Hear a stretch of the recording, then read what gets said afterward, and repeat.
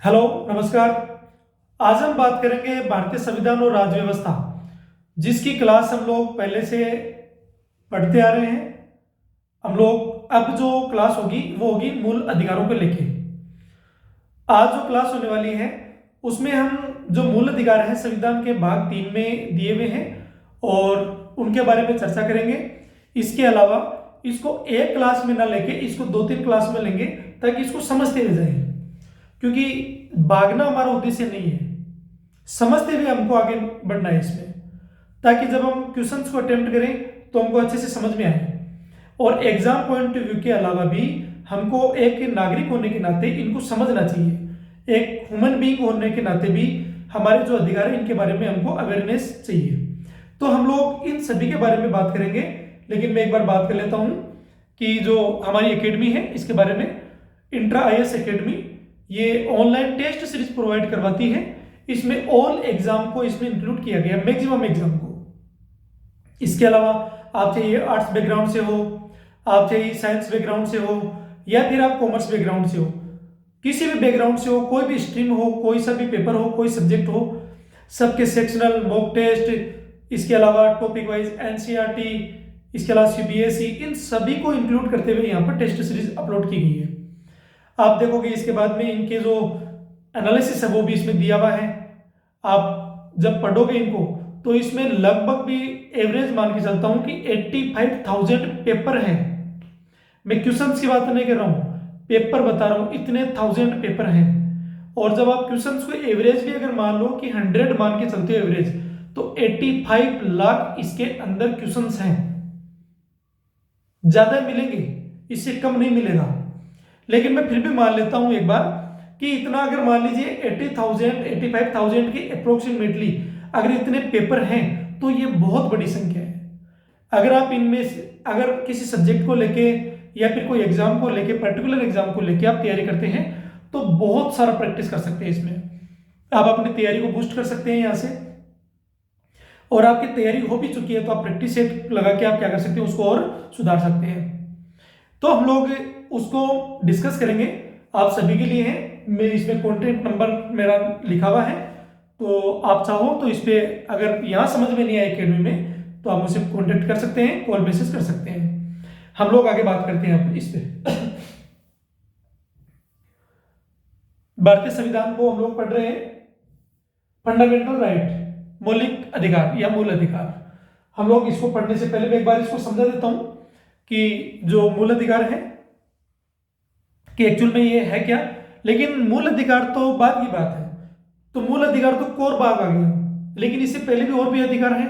तो जैसा कि मैंने बताया कि एक ह्यूमन बीइंग, एक नागरिक होने के नाते, एक मानव होने के नाते आपकी जो प्राथमिक आवश्यकताएं हैं उनकी सुरक्षा के लिए कुछ ना कुछ तो चाहिए, जीने के लिए कुछ चाहिए। तो अब स्वतंत्रता नहीं होगी इन सभी से, तो ये अधिकार नहीं होंगे, तो फिर जो ह्यूमन बीइंग है उसका नाश हो सकता है। मानव के अधिकार जो है वो क्या करते हैं, मानव के जो विकास है उसको बूस्ट करते हैं। उसकी भूमिका में इनका बहुत बड़ा रोल होता है। अब हम लोग पढ़ते हैं कि जो मानव की जरूरत है, पहले एक नागरिक की सबसे प्राथमिक जरूरतें क्या होती है, रोटी कपड़ा मकान, जैसा कि हम लोग बात करते हैं। तो वो क्या है कि ह्यूमन राइट्स में आती है। तो हमारे साथ कोई भी अनैतिक कोई घटना ना हो, प्रशासन या गवर्नमेंट के द्वारा या फिर सामाजिक तरीके से, किसी भी तरीके से अगर मान लेते हैं कि कोई भी ऐसी अनैतिक घटना हमारे साथ होती है, तो हम लोग क्या करते हैं कि उसके प्रोटेक्शन के लिए, उसके संरक्षण के लिए किसी न किसी से हम लोग क्या करते हैं, गुजारिश करते हैं, हम किसी से उम्मीद करते हैं या फिर दावे करते हैं। तो हम लोग क्या करते हैं कि फिर ये अधिकार है क्या कि ये सरकार या फिर समाज इन सभी के प्रति दावे हैं कि ये हमारी क्या करे, रक्षा करे। ये हमारी रक्षा क्यों करे, क्योंकि जनता क्या करती है, जनता सरकार को टैक्स देती है और टैक्स के बदले में सरकार चलती है। और जब सरकार चलेगी तो सरकार की जिम्मेदारी है, उसका उत्तरदायित्व है कि वो अपनी प्रजा के संरक्षण के लिए कुछ ऐसे कदम उठाए, ऐसी विधि नीति नियम विनियम कुछ ऐसी व्यवस्थाएं करें जिससे क्या हो कि जो नागरिक है उनका संरक्षण हो, उनका जो हित है वो साधे उसमें। तो जो पहली जरूरतें हैं, रोटी कपड़ा मकान, वो सारी किस में आ गई? ह्यूमन राइट्स में आ गई। ह्यूमन राइट्स की बात करेंगे तो इसमें बहुत सारी चीजें आ जाएगी, आप अलग अलग मुद्दों को लेकर देखोगे, लेकिन हम लोग इसमें आगे बढ़ते हैं सीधा। फिर बाद में जो मानव अधिकार है, इसके बाद में बात करते हैं हम लोग कानूनी अधिकार, जैसे आरटीआई एक्ट हो गया, इसके अलावा जैसे पहले आईपीसी सीआरपीसी चलता था, बीएनएस की धारा बोलने लगे, तो वो जो चीजें हैं, तो ये जो सारी चीजें हैं ये किस में आती है? ये इसमें आती है।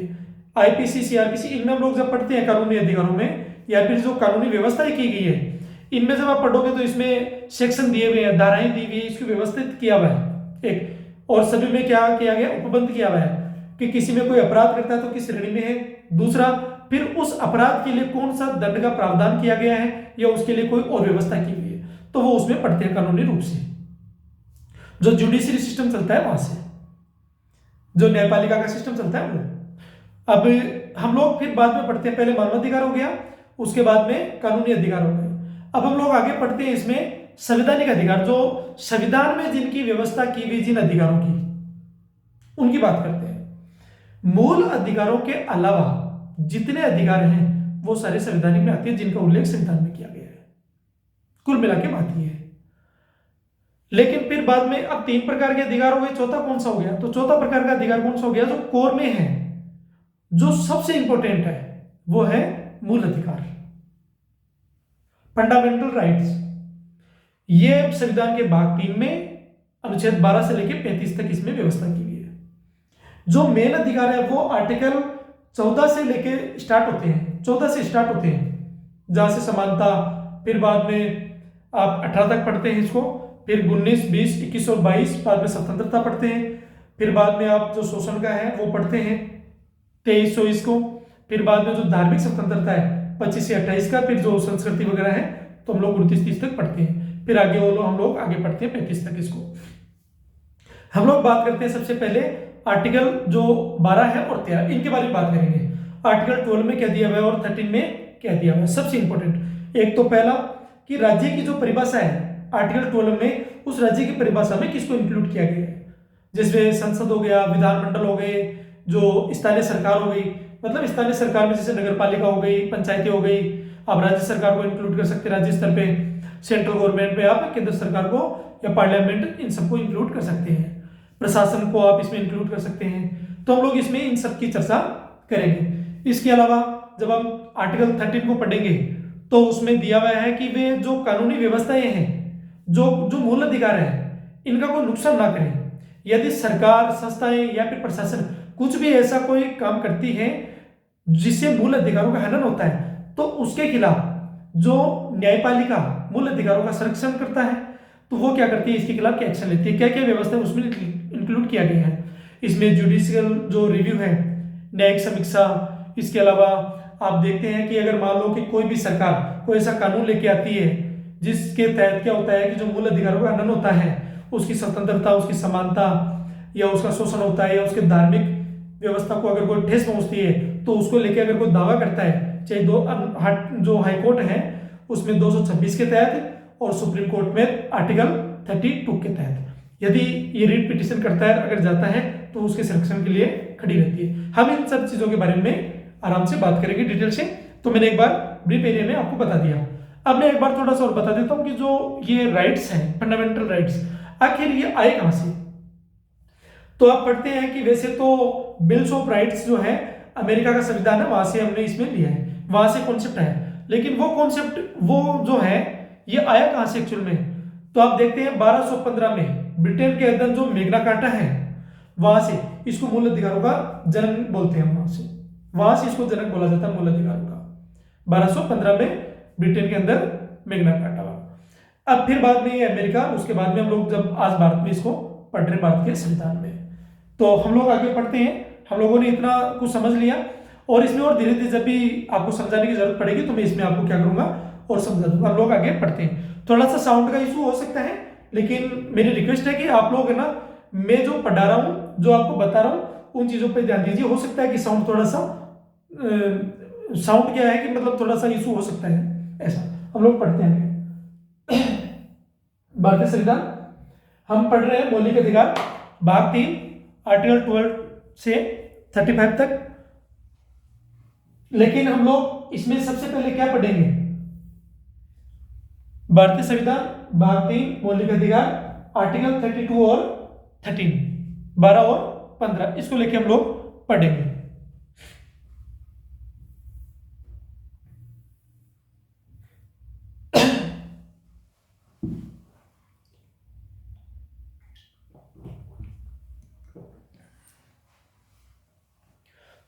आराम से समझते हुए जाइए, हम लोग आराम से डिटेल से पढ़ेंगे उसको। क्वेश्चंस भी दिए हुए हैं इसमें लास्ट में, तो आर्टिकल से 2 ही पढ़े, लेकिन इसमें क्या है कि डिटेल से दिया हुआ है। दूसरा आपको समझते हुए हम लोग जाएंगे, जहां समझाने की जरूरत है वहां मैं समझा दूंगा। इसके अलावा एग्जाम पॉइंट ऑफ व्यू से बहुत इंपॉर्टेंट है, क्योंकि फंडामेंटल राइट्स को पढ़ने से पहले इन दोनों आर्टिकल्स को पढ़ना जरूरी है। हम पढ़ते हैं, भारतीय संविधान का अनुच्छेद 12 मौलिक अधिकारों को लागू करने के उद्देश्य से राज्य शब्द को परिभाषित करता है, स्टेट को। तो स्टेट को परिभाषित करने के लिए मैंने एक बार पहले भी बताया था, जब मैं पॉलिटी की क्लास ले रहा था, तो उसमें कि राज्य के अंदर एक जो इंटरनेशनल तरीके से जब राज्य की परिभाषा बात की जाती है, तो उसमें हम लोग पहले पढ़ते थे। जब पहले हम लोग राज्य की परिभाषा में, तो एक निश्चित भूभाग होगा जिसके अंदर एक संगठित सरकार होगी, जहां पर संप्रभुता होगी, तो ये जो सारी चीजें हैं, नाग जनसंख्या है, ये होगी, तो वो क्या है राज्य की परिभाषा में। इसमें जो आर्टिकल 12 है, इसमें राज्य की परिभाषा में किसको शामिल किया गया है, हम लोग इसमें पढ़ते हैं।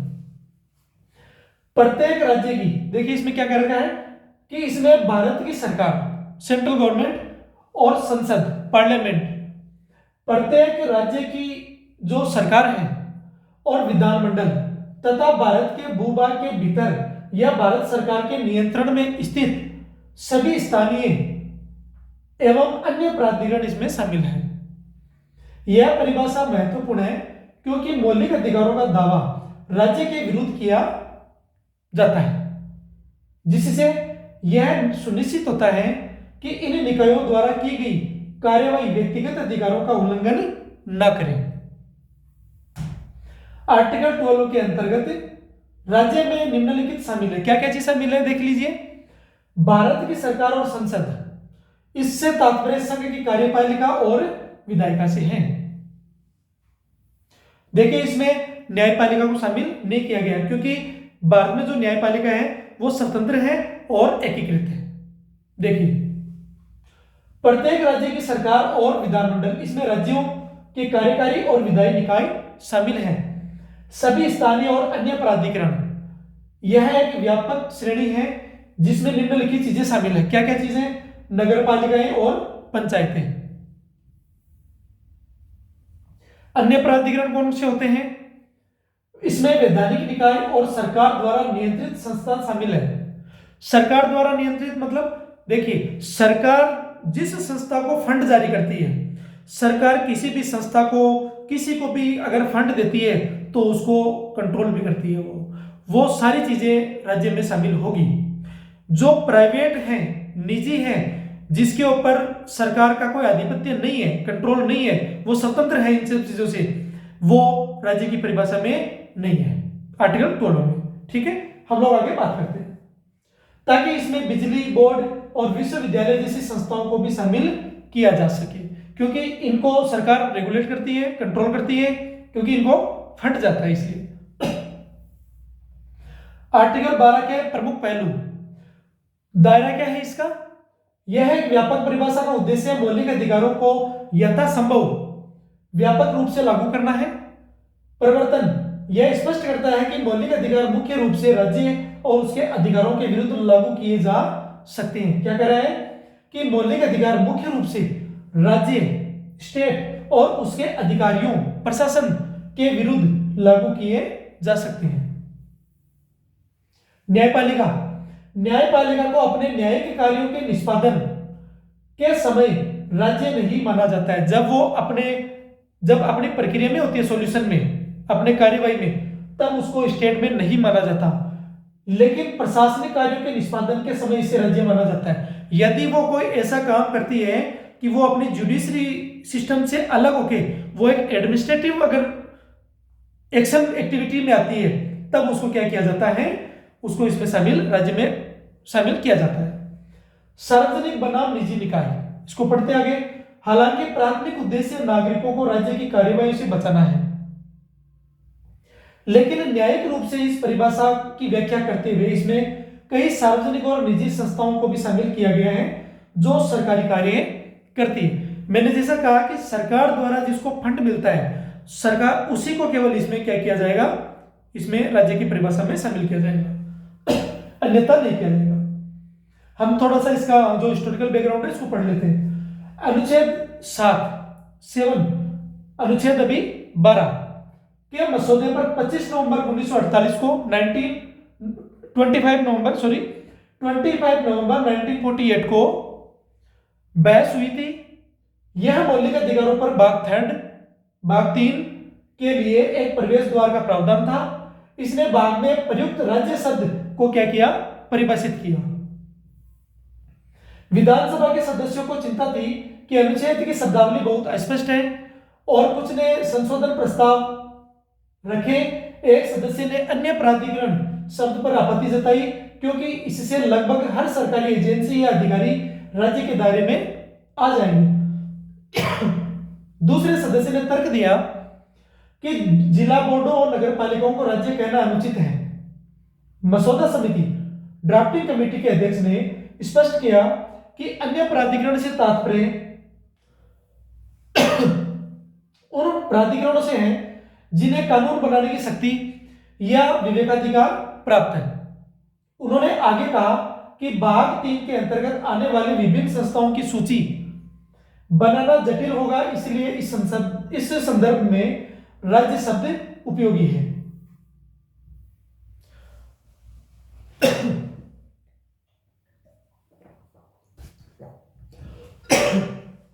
आगे पढ़ते हैं लोग। विधानसभा ने 25 नवंबर 1948 को केवल एक मामूली संशोधन के साथ इस अनुच्छेद को क्या किया, अपना लिया। किस डेट को, 25 नवंबर 1948 को। इससे जुड़े प्रमुख मामले क्या है, पढ़ते हैं इसमें। जैसे अजय हाशिया वर्ष खालिद मुजिब 1981 का मामला है जिसमें राज्य के दायरे का विस्तार किया गया। आरडी सेठी वीएस इंटरनेशनल एयरपोर्ट अथॉरिटी 1979 राज्य की एजेंसी की पहचान। फिर बाद में BCCI versus cricket association of Bihar 2017 BCCI को राज्य में मानने का फैसला शामिल है, जो बताते हैं कि सरकारी नियंत्रण वाली कोई भी संस्था राज्य मानी जाती है, जा सकती है, लेकिन निजी या पूरी तरह स्वतंत्र संस्था इसमें शामिल नहीं है।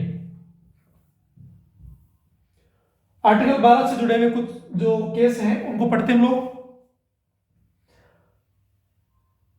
उजमबाई versus state of UP 1962 supreme court ने कहा कि अन्य प्राधिकारी शब्द में वे संस्थाएं आती हैं जो विधायी कार्यकारी या न्यायिक कार्य करती है और जिनके पास कानून बनाने की शक्ति होती है। आरडी सेठी वर्सेस इंटरनेशनल एयरपोर्ट अथॉरिटी 1979 इस मामले में राज्य की एजेंसी की कसौटी तय की गई, जिसमें यह देखा जाता है कि क्या संस्था का वित्तपोषण एकाधिकार कार्य नियंत्रण और प्रबंधन सरकार के हाथों में है। अजय हाशिया versus Khalid Mujib 1981 supreme court ने राज्य की परिभाषा का विस्तार किया और कहा कि कोई भी निकाय जो सार्वजनिक कार्य करता है और सरकार द्वारा नियंत्रित होता है वह राज्य माना जा सकता है, भले ही वह वैधानिक न हो, जैसे विश्वविद्यालय। Mohanlal versus state of Gujarat 1987 बिजली बोर्ड को अनुच्छेद 12 के तहत राज्य माना गया है क्योंकि वह सरकार के नियंत्रण में था। एसवीसी सुपर बाजार versus union of India case 1989 सहकारी समितियों कोऑपरेटिव सोसाइटीज के संबंध में फैसला सुनाया गया कि वे तभी राज्य मानी जाएगी जब सरकार का उन पर गहरा नियंत्रण हो।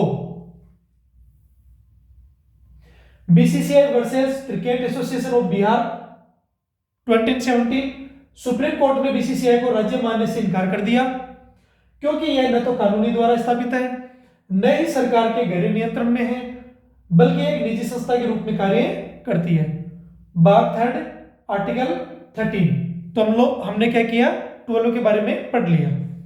उसमें जो केस थे वो भी इंपॉर्टेंट थे, हम लोग इसके बारे में आगे पढ़ते हो, क्वेश्चन भी सॉल्व करेंगे तो और क्लियर हो जाएगा। आर्टिकल 12 में राज्य की परिभाषा में उनको शामिल किया गया है, जिससे जिन संस्थाओं को सरकार द्वारा फंड जारी होता है, चाहे वो कोई भी हो, तो वो सरकार के कंट्रोल में रहेगी, क्योंकि सरकार जिसको फंड कर रही है उसको कंट्रोल भी तो करेगी, सीधी सी बात है। तो जब उसको कंट्रोल करेगी तो वो अपनी जो शर्तें हैं उनके द्वारा उन संस्थाओं को क्या होगी, मनवाएगी। इसीलिए हम लोग उसको राज्य की परिभाषा में उसको इंक्लूड करते हैं। अब हम लोग आगे पढ़ते हैं आर्टिकल 13 में, मौलिक अधिकारों के विपरीत या उनका उल्लंघन करने वाले कानून, मतलब ऐसे कानून जो मूल अधिकारों का हनन करते हैं। मैं इसमें कुछ चीजें समझा देता हूं, इसमें कुछ ऐसे केस भी आएंगे।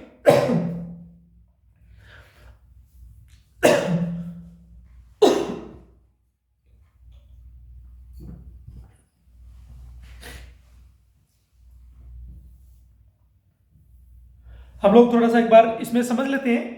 देखिए मैं एक एग्जांपल देता हूं कि संविधान का जब 26 जनवरी 1950 जब संविधान लागू हुआ, उससे पहले भी तो इसमें कुछ कानून व्यवस्थाएं थी।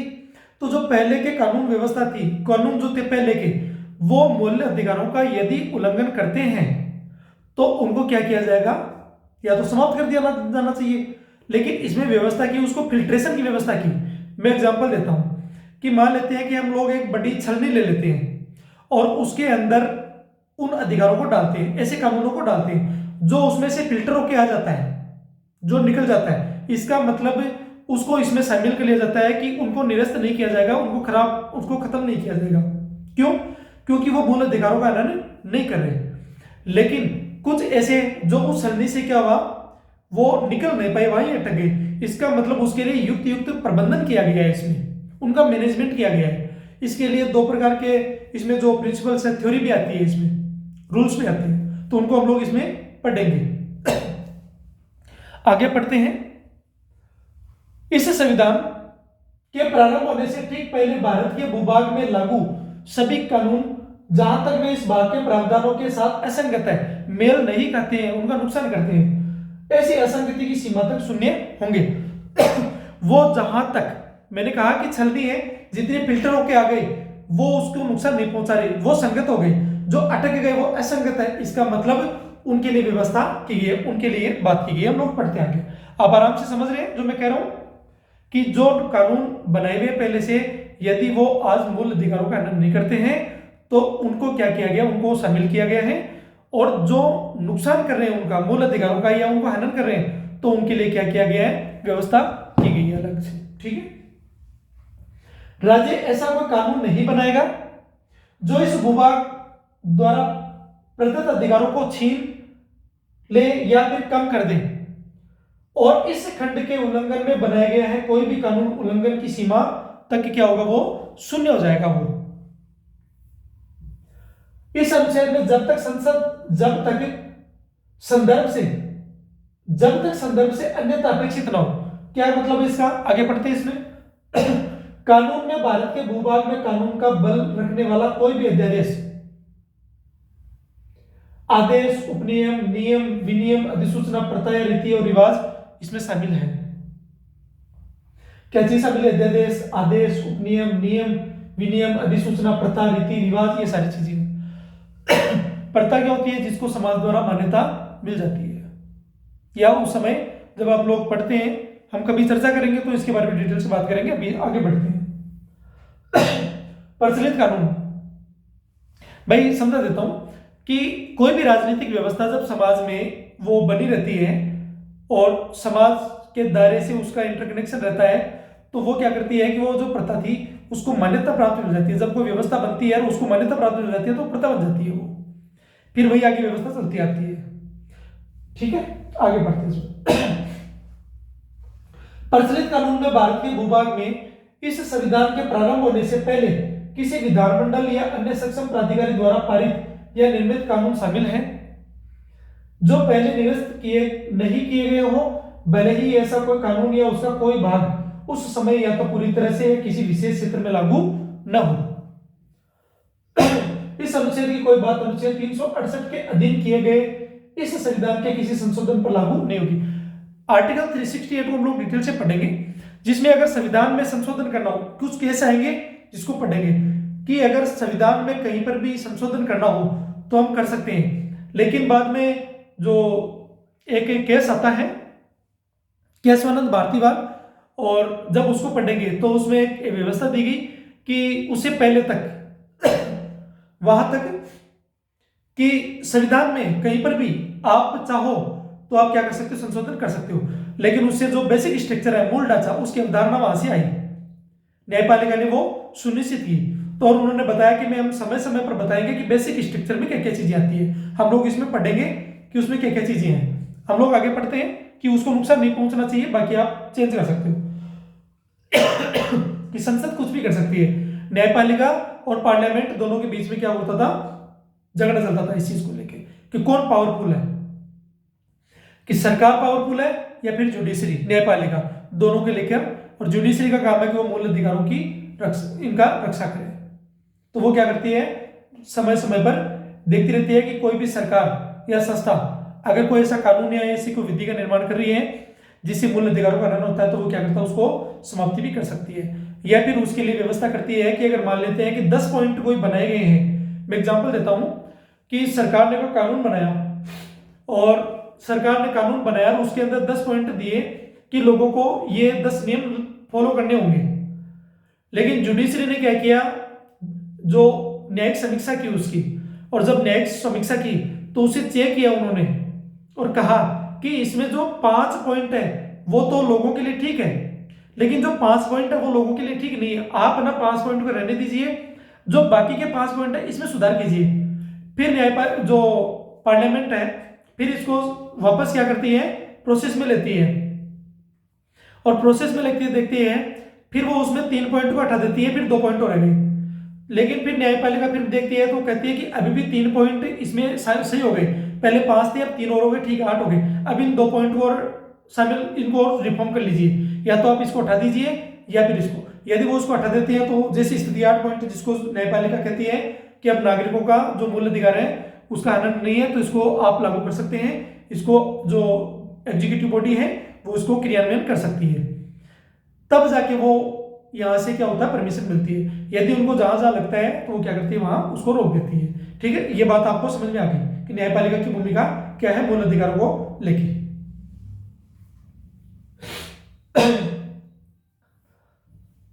आर्टिकल 8 अनुच्छेद 8, भारत के संविधान का मसौदा 1948 भारतीय भूभाग में संविधान के प्रारंभ होने से ठीक पहले लागू सभी कानून, जैसा कि मैंने आपको बता दिया, जहां तक इस भाग के प्रावधानों के साथ असंगत है, इस असंगति की सीमा तक शून्य होंगे।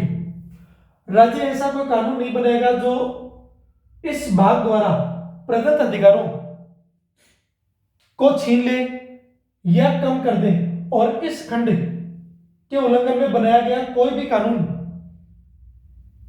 उल्लंघन की सीमा तक शून्य होगा। जैसा कि मैंने बताया कि वो जहां तक इसका उल्लंघन करता है वहां तक वो शून्य हो जाएगा, अगर वो उल्लंघन नहीं करता है तो वो उसमें इंक्लूड, वो उसको निरस्त है या फिर शून्य नहीं माना जाएगा। बशर्ते कि इस खंड में कुछ भी राज्य को किसी भी मौजूदा कानून से उत्पन्न किसी भी असमानता, भेदभाव, हानि या अंतर को दूर करने के लिए कोई कानून बनाने को नहीं रोकेगा। इस अनुच्छेद में कानून अभिव्यक्ति में भारत के भूभाग या उसके किसी भाग में कानून का बल रखने वाला कोई भी अध्यादेश, आदेश, उपनियम, नियम, विनियम, अधिसूचना, प्रथा, रीति रिवाज, ये इसमें शामिल है। अनुच्छेद 13, भारत का संविधान 1950 जो क्या कहता है, इस संविधान के प्रारंभ होने से ठीक पहले भारत के भूभाग में लागू सभी कानून जहां तक वे इस भाग के प्रावधानों के साथ असंगत है, ऐसी असंगति की सीमा तक शून्य होंगे। ऐसा राज्य ऐसा कोई कानून नहीं बनाएगा जो इस भाग द्वारा प्रदत्त अधिकारों को छीन ले। इस भाग में भाग 3 की बात है जिसके अंदर 12 से लेकर 15 तक 35 तक की बात की है, छीन ले या कम कर दे, और इस खंड के उल्लंघन में बनाया गया कोई भी कानून उल्लंघन की सीमा तक शून्य होगा। इस अनुच्छेद में जब तक संदर्भ में अन्यथा अपेक्षित न हो, वही चीज है इसमें वापस जो पहले दी गई है, इसमें थोड़ा सा आगे पढ़ते हैं। अनुच्छेद 13, अनुच्छेद 8 का मसौदा क्या कह रहा है? पर संविधान सभा ने 25, 26 और 29, 25, 26 और 29 नवंबर 1948 को बहस हुई थी। इसमें यह घोषित किया गया था, क्या किया गया था कि संविधान के प्रारंभ में मौजूद कोई भी कानून जो भाग थर्ड के साथ असंगत है, शून्य होगा। मसौदा समिति के अध्यक्ष ने कानून और प्रचलित कानून शब्दों को स्पष्ट रूप से परिभाषित करने के लिए एक संशोधन प्रस्तावित किया। यह एक सदस्य ने इस संशोधन से प्रथा, रीति रिवाज शब्द को हटाने की मांग की, यह तर्क देते हुए कि इससे लोगों के बजाय राज्यों को प्रथा बनाने की अनुमति मिलती है। हालांकि अध्यक्ष ने स्पष्ट किया, संविधान सभा के अध्यक्ष ने, कि ऐसा नहीं है। फिर भी उन्होंने व्याख्या संबंधी किसी भी संदेह को दूर करने के लिए एक वैकल्पिक संशोधन प्रस्तावित किया, जिसे बिना किसी बहस के स्वीकार कर लिया गया। संशोधित मसौदा अनुच्छेद को 29 नवंबर 1948 को अपना लिया गया। भारत का संविधान,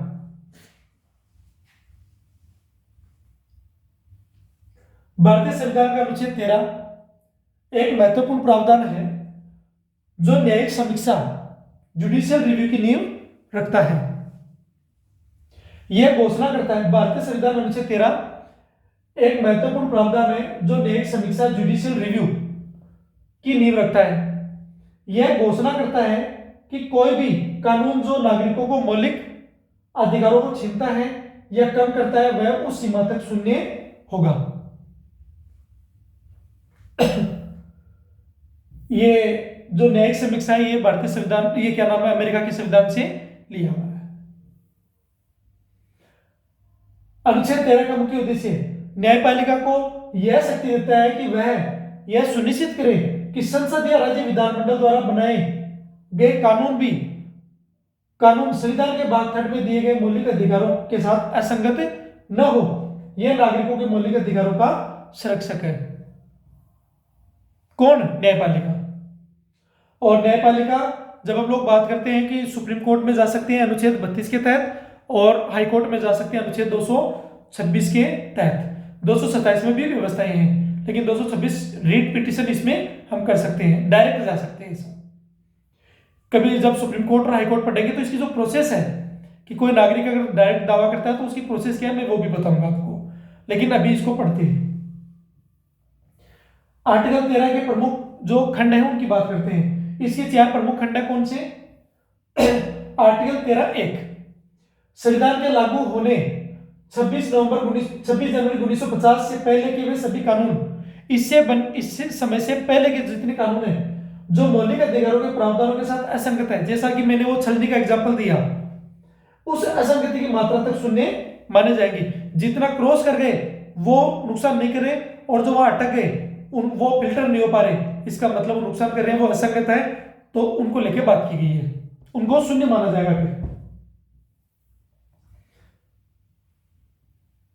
अनुच्छेद 12(13)(2) राज्य भविष्य में ऐसी कोई विधि, कानून नहीं बनाएगा जो भाग 3 द्वारा प्रदत्त अधिकारों, मतलब मूल अधिकारों को छीनती या फिर न्यून करती हो।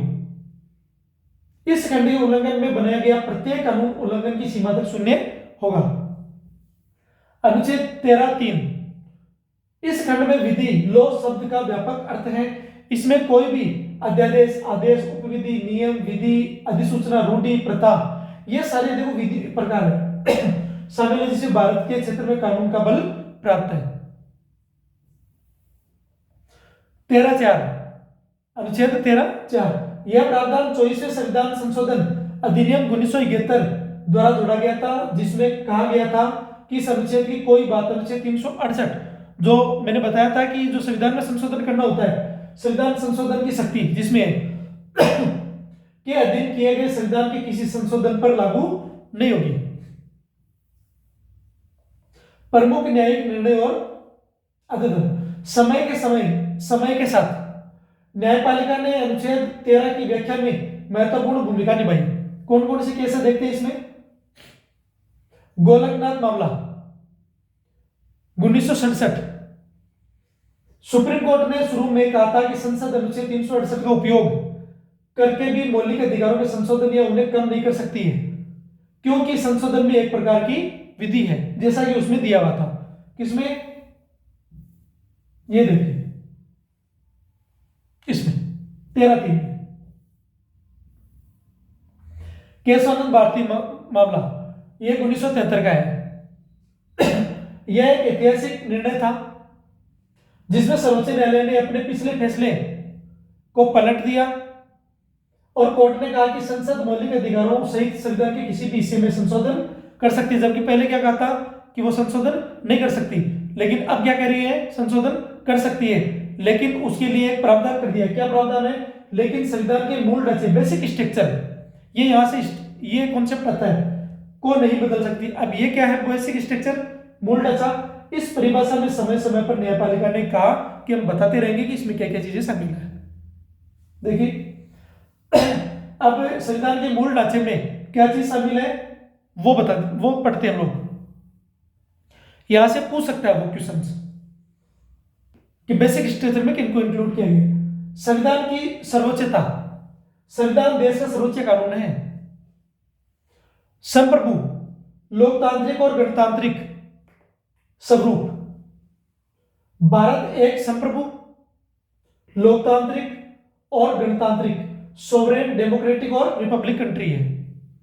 शक्तियों का पृथक्करण, विधायिका, कार्यपालिका और न्यायपालिका, तीनों का अलग अलग व्यवस्था है, लेकिन तीनों एक दूसरे से इंटरकनेक्ट है। शक्तियों का स्पष्ट विभाजन, क्योंकि जब आप इनको पढ़ते हैं, विधायिका, कार्यपालिका और न्यायपालिका, जब हम गवर्नमेंट पढ़ेंगे तो इसमें इसकी डिटेल से चर्चा करेंगे कि जो सरकार के तीन हैं विधायक, तीन भाग हैं, तीन हिस्से हैं इसके। जैसे एक काम करती है कानून बनाने का सरकार, एक उस कानून को रेगुलेट जो बनाने उसको एग्जीक्यूटिव करने का काम करती है, और तीसरा अगर इन दोनों में कोई दिक्कत होती है कहीं पर भी तो बाद में वो क्या करती है? न्याय का काम करती है। दोनों के बीच में कभी मतभेद हो तो उस चीज को लेके। और बाद में फिर चौथा स्तंभ तो बदला गया है मीडिया को, हम उसकी डिटेल से बात करेंगे।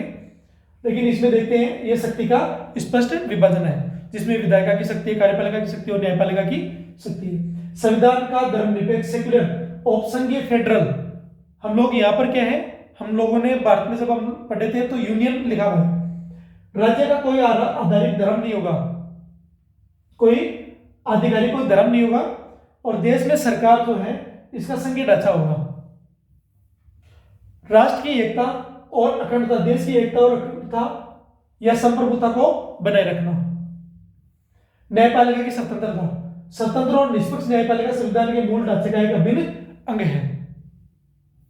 न्यायिक समीक्षा, जुडिशियल रिव्यू, अमेरिका का कॉन्सेप्ट है, का अधिकार, न्यायपालिका को कानूनों की संवैधानिकता की समीक्षा करने की शक्ति।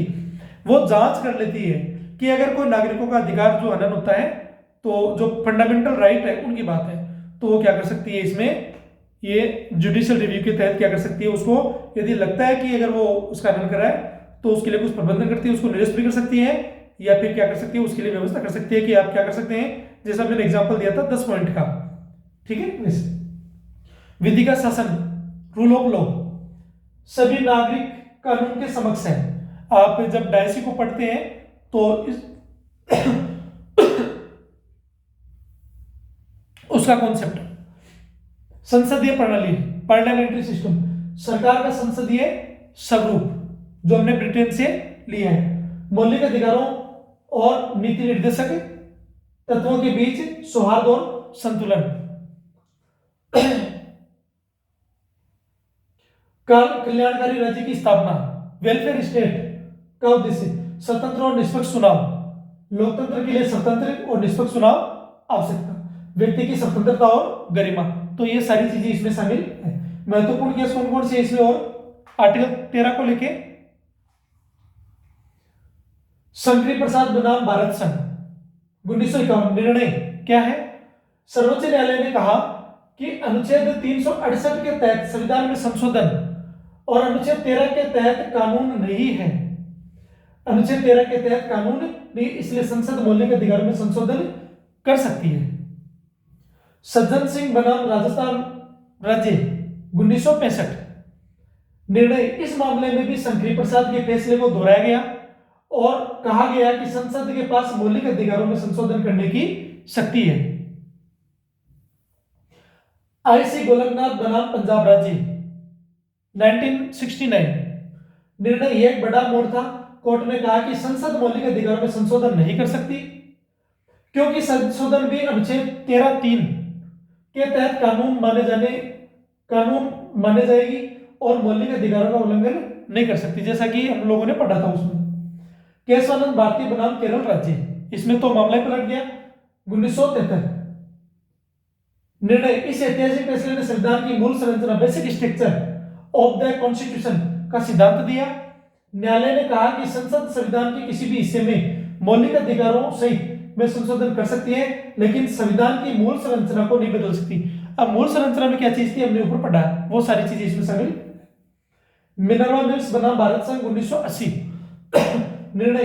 केशवानंद भारती जो मामला है उसके फैसले की पुष्टि की ओर कहा कि न्यायिक समीक्षा संविधान की मूल संरचना का हिस्सा है जिसे संसद खत्म नहीं कर सकती। इसका मतलब देखो, संसद या पार्लियामेंट अपनी मर्जी से कानून नहीं बना सकती कि वो नागरिकों के जो हित हैं उनको क्या करे, वो नुकसान पहुंचा दे। इसीलिए न्यायपालिका क्या करती है, अधिकारों की सुरक्षा के लिए जिम्मेदार लेती है। ये बहुत इंपॉर्टेंट है।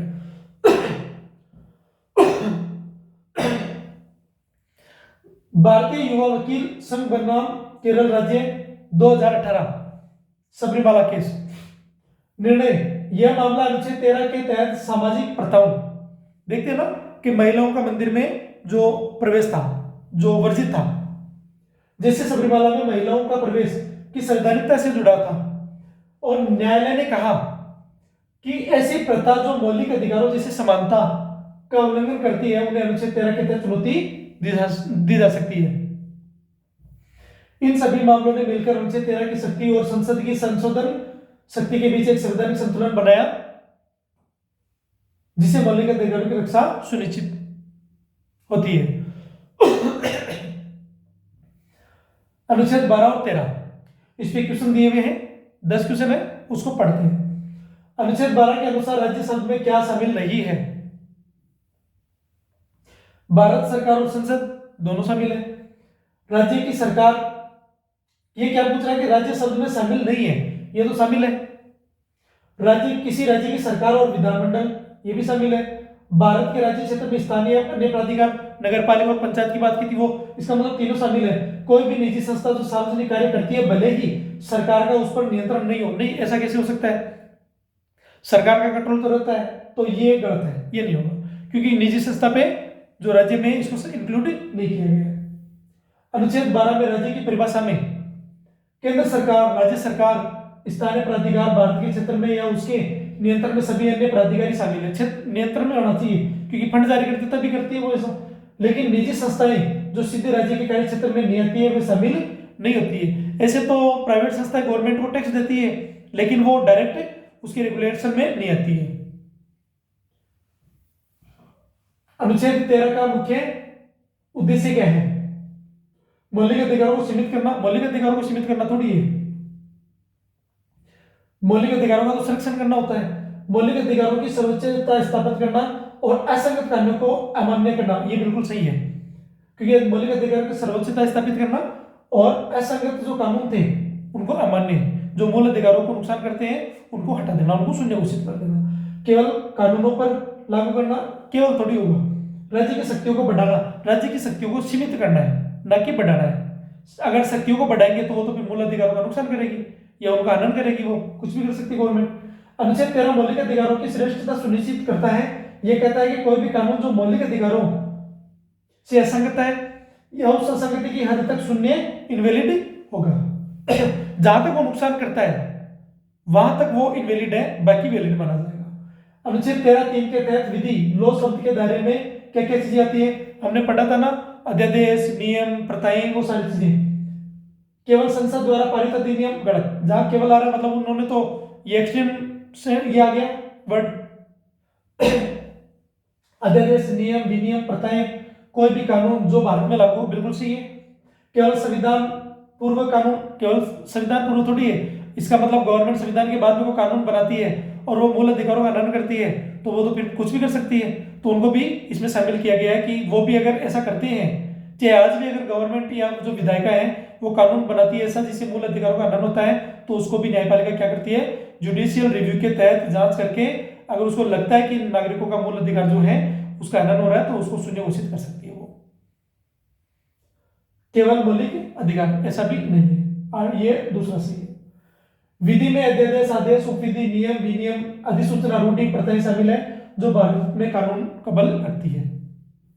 चौथा क्वेश्चन, भारतीय संविधान के किस भाग में अनुच्छेद 12 और 13 स्थित है? भाग थर्ड में पढ़ रहे हैं हम लोग, जो मौलिक अधिकार है उनमें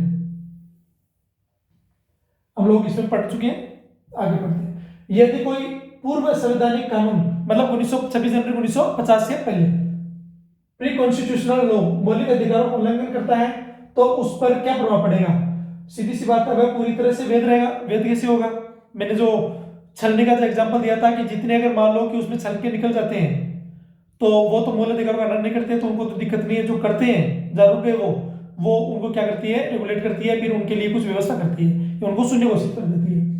वह उस हद तक शून्य होगा जहां तक वह मौलिक अधिकारों से असंगत है। बिल्कुल सही है।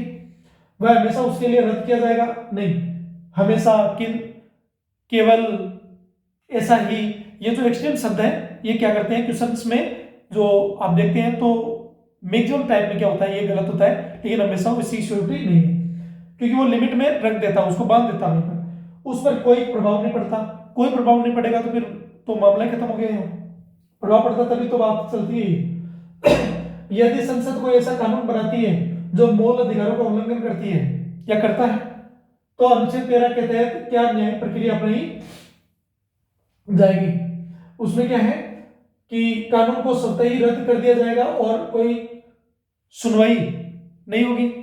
ऐसा तो नहीं सुनवाई नहीं होगी, न्यायालय उस कानून को शून्य घोषित कर सकता है क्योंकि यह मौलिक अधिकारों से असंगत है। न्यायालय उस कानून को निलंबित कर सकता है लेकिन रद्द नहीं कर सकता, ऐसा तो नहीं है। वह न्यायालय संसद को कानून बदलने का निर्देश दे सकता है, नहीं। प्रश्न क्या पूछ रहा है, अनुच्छेद 13 के तहत क्या न्यायिक प्रक्रिया अपनाई गई है? इसमें बी आंसर है। इसमें दिया हुआ है।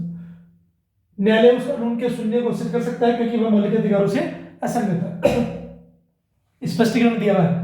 अनुच्छेद 13A कहता है कि संविधान के लागू होने से पहले कानून जहां तक वे मौलिक अधिकारों से असंगत है उस हद तक अमान्य होंगे।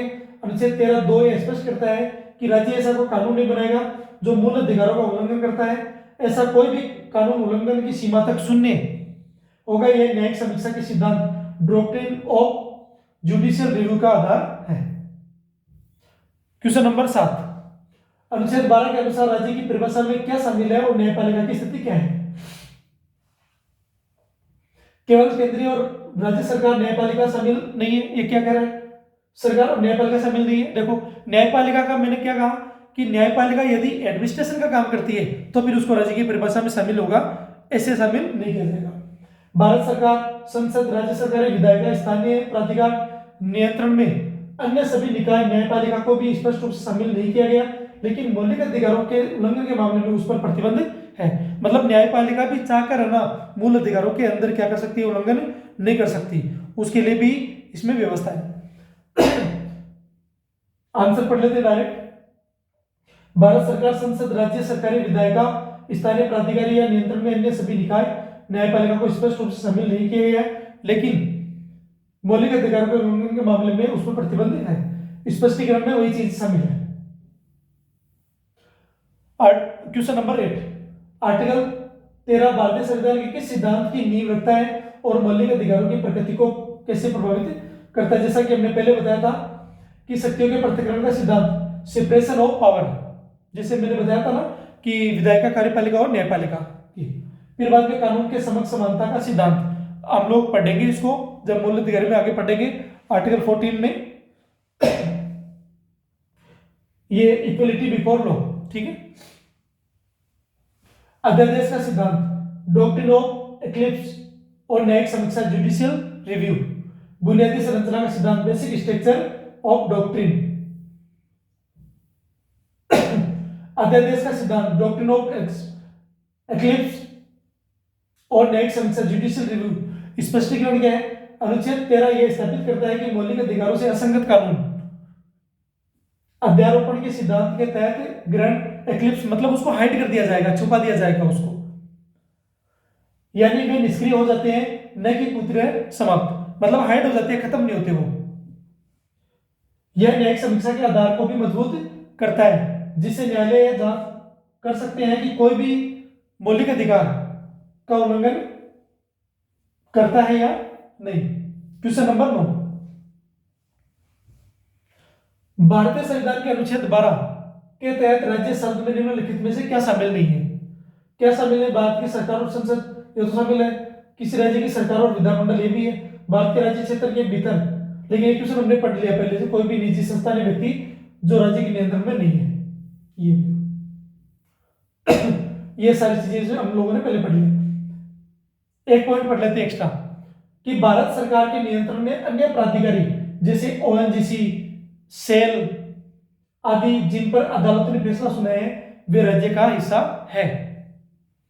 हालांकि कोई भी निजी संगठन या व्यक्ति जो पूरी तरह से स्वतंत्र है और बिना किसी रूप सरकारी नियंत्रण के काम करता है, तो वो आर्टिकल 12 के तहत क्या है, उसमें राज्य की परिभाषा में शामिल नहीं है। क्वेश्चन नंबर 10, लास्ट क्वेश्चन है, भारतीय संविधान का कौन सा अनुच्छेद न्यायिक समीक्षा जुडिशियल रिव्यू का आधार प्रदान करता है और घोषणा करता है कि मौलिक अधिकारों से असंगति या उनका अल्पीकरण मतलब कम करने वाले कानून शून्य होगा? तो आर्टिकल 13 क्या है? आर्टिकल 13 मौलिक अधिकारों के प्रवर्तन में एक महत्वपूर्ण भूमिका निभाता है। स्पष्ट रूप से प्रावधान करता है कि संविधान के प्रारंभ से पहले भारत में लागू सभी कानून जहां तक वे मौलिक अधिकारों के प्रावधानों के साथ असंगत है, उस असंगति तक शून्य होंगे। ग्रहण का सिद्धांत, डॉक्ट्रिन ऑफ एक्लिप्स, राज्य कोई भी ऐसा कानून नहीं बनाएगा जो मौलिक अधिकारों को छीनता है या उसको कम करता है। यदि ऐसा कोई कानून बनाया जाता है तो वो शून्य होगा। प्रतिकरणता का सिद्धांत, डॉक्ट्रिन ऑफ सेवरेबिलिटी, यह अनुच्छेद सीधे तौर पर न्यायपालिका को उन कानूनों की समीक्षा करने और उन्हें असंवैधानिक घोषित करने का अधिकार देता है जो मौलिक अधिकारों का उल्लंघन करते हैं। इस प्रकार यह न्यायिक समीक्षा की नींव रखता है। जैसा कि मैंने बताया कि जो न्यायपालिका है वो क्या करती है, इसमें ये हमारे क्वेश्चन हो गए कंप्लीट। आप इसको आराम से एक बार समझ लीजिए, क्योंकि देखिए गवर्नमेंट अगर मान लेते हैं कि आप देखते हैं बारंबार कई सारे कानून लेके आती है, तो न्यायपालिका उसके लिए क्या करती है, कभी एक्टिव होके सरकार को कहती है कि आप जो ये कानून लेके आ रहे हो उससे नागरिकों का जो हित है वो टकरा रहा है पहला, तो वो उसे पूछती है कि आप इसको एक बार वापस देखिए कि अगर इसमें कौन सा मूल अधिकार जो इसमें टच हो रहा है, उसका उल्लंघन हो रहा है, उसको नुकसान पहुंचा रहा है, यह उसके साथ असंगत है। तो वो कहती है इस चीज के लिए कि अगर मान लेते हैं कि सरकार को कानून बना रही है, मैंने वो 10 पॉइंट वाला आपको एग्जांपल दिया, आप उसको वीडियो है इसको पॉज करिए, वहां से आप वापस देख सकते हैं आराम से, तो वो चीजें आपको आराम से समझ में आ जाएगी। कुल मिला के बात यह है कि अगर मूल अधिकारों में कुछ भी हनन होता है तो आप रीट पिटीशन के माध्यम से अनुच्छेद 32 के तहत सुप्रीम कोर्ट में और अनुच्छेद 226 के तहत आप क्या कर सकते हैं, हाई कोर्ट में जा सकते हैं। यह व्यवस्था हुई है। इसके अलावा आप देखते हैं कि जो मानव अधिकारों से संबंधित, अगर आप मैंने अधिकारों की बात की थी, तो आप एक नालसा एक संगठन पढ़ते हैं, इंस्टीट्यूट, उसमें जब आप गूगल पे जाओगे तो नालसा को सर्च करोगे तो वो क्या करती है, अगर वो कमजोर है या फिर जिसके साथ अन्याय हुआ है किसी भी तरीके से, तो आप क्या कर सकते हैं, वहां पर जाके उस नंबर पे आप हेल्पलाइन नंबर वगैरह बजा सकते हैं और उसकी व्यवस्था अलग अलग तरीके से की हुई है, तो आप डायरेक्ट भी कॉन्टेक्ट कर सकते हैं और अपनी जो प्रॉब्लम है वो बता सकते हैं, वो आपकी सूचना वहां रिकॉर्ड कर सकते हैं। इसके अलावा मैं आपको धीरे आगे बढ़ रहा हूं, इसमें यह भी बताऊंगा कि यदि कोई एडमिनिस्ट्रेटिव कोई बॉडी, मान लेते हैं कि कोई भी सरकारी कर्मचारी यदि किसी नागरिक को अगर परेशान करता है तो उसके लिए क्या व्यवस्था है, वो कहाँ जा सकता है। अगर वो एक पहली व्यवस्था में जाता है और मान लेते हैं कि वो उसकी सुनवाई नहीं करती है, मैं एग्जांपल देता हूँ, आप जाते हैं पुलिस थाने में, पुलिस थाने वाला अगर मान लेते हैं या पुलिस आपका जो रिपोर्ट है वो दर्ज नहीं करती है या सुनवाई नहीं करती है, तो पुलिस वालों के खिलाफ आप एक्शन क्या ले सकते हैं, उसके लिए भी मैं आपको पूरी प्रोसेस बताऊंगा कि आप जाकर कर सकते हैं, कि आप कोर्ट में कैसे जा सकते हैं। आपको किसी पुलिस वाले के पास जाने की जरूरत नहीं है, किसी पुलिस थाने में जाने की जरूरत नहीं है, आप कोर्ट में इस माध्यम के साथ जा सकते हैं और जो कोर्ट में जाओगे तो कोर्ट अपने आप पुलिस वालों को वहां बुला लेगी और आपके सामने वो बुलाएगी एक दूसरे को, जिससे अपने आप पता लग जाएगा। तो आपको इस मामले में जब अवेयरनेस, तभी तो कह रहा हूं कि टॉपिक को आप एग्जाम पॉइंट ऑफ व्यू से ज्यादा जरूरी है, आप इसको समझते जाइए। हम धीरे धीरे इन चीज़ों को लेकर आगे बढ़ेंगे और वीडियो बन जाता है बड़ा, और जो आगे के वीडियो हैं वो इतने बड़े नहीं बनेंगे, लेकिन ये दो बहुत इंपॉर्टेंट थे। लेकिन उसके बाद में भी हम लोग कोशिश करेंगे कि हर चीज़ को समझते हुए जाएं। जैसा कि मैं बताता हूं कि जब आप किसी चीज़ को पढ़ते हैं तो उसके लिए प्रैक्टिस कहाँ से करें। तो देखिए, वीडियो के अंदर कभी कभी क्या होता है कि जो हम लोग इधर जैसे पढ़ाते हैं तो कैमरे की वजह से क्या होता है, थोड़ा सा जो स्लाइड है वो ब्लंक्स करने लग जाता है। दूसरा, लाइट्स की वजह से होता है और कई सारी परेशानी हो सकती है। लेकिन आप इन सब चीज़ों को इग्नोर करिए और जो मैं बता रहा हूँ उस पर ध्यान दीजिए। केवल आपका ध्यान केवल उस जगह पे होना चाहिए जो मैं कह रहा हूँ, उस चीज़ों को समझ लीजिए। फिर भी अगर इनमें से आपको कुछ समझ में नहीं आता है तो आप मुझे क्या कर सकते हैं, कमेंट कर सकते हैं, मैसेज कर सकते हैं, इस वीडियो को शेयर कर सकते हैं। टेस्ट सीरीज मैंने बहुत किफायती दर पे रख रखा है, आप मुझसे कांटेक्ट कर सकते हैं और आप टेस्ट सीरीज ले सकते हैं, प्रैक्टिस कर सकते हैं, जितना चाहिए कर सकते हैं। कोई परेशानी हो तो मुझे बता सकते हैं। आप 1 मिनट के लिए आप नंबर देख सकते हैं। ये मेरे नंबर है, आप इसमें ये दोनों नंबर पे आप कॉल और मैसेज कर सकते हैं। इसके अलावा फिर भी कोई परेशानी आती है तो आप कॉल कर सकते हैं, मैं कॉल अटेंड कर लूंगा। अगर बिजी रहा तो हो सकता है मैं कॉल अटेंड ना करूं, उसके बाद में मैं कॉल अटेंड कर लूंगा या जो रिटर्न है वो कॉल कर लूंगा आपको। देख लीजिए, थोड़ा सा हेल्थ इशू है, उसकी वजह से जो वॉइस है, फिर साउंड्स है, कई सारी परेशानी आती है। लेकिन ये सारी परेशानी एक तरफ है, मेरा काम आपको पढ़ाना है। और फिर भी आपको कहीं दिक्कत आती है तो आप मुझे बता सकते हैं, मैं कोशिश करूंगा कि इसमें सुधार किया जाए। और आपके जो टॉपिक है पैरेलल चलेंगे, आराम से पढ़ते जाइए। जो मैंने बताया था मई के अंदर, मई से जो मई होगा, मई एंड तक मैं इसको पूरे को 100 टॉपिक कंप्लीट करा दूंगा। विद हम लोग क्वेश्चन भी करते जा रहे हैं। आप प्रैक्टिस लगाइए, दबा के जितना लगा सकते हैं, उसी से काम बनेगा। ठीक है, फिर थैंक यू।